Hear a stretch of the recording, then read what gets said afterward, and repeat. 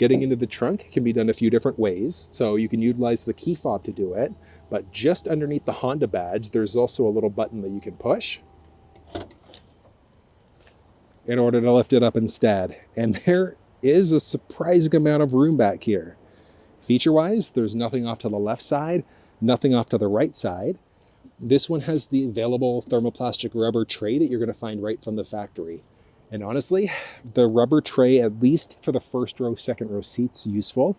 The cargo area, if you're going to be putting a bunch of things in the back here, it's just so much easier to take this out and spray it down in comparison to the carpeted mats instead.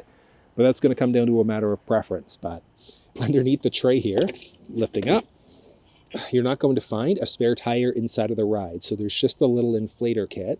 And then there's also going to be a little white spigot.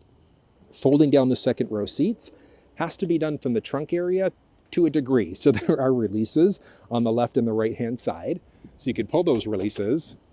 And then in order to fold the seats down, if you can reach it from the trunk, you can go down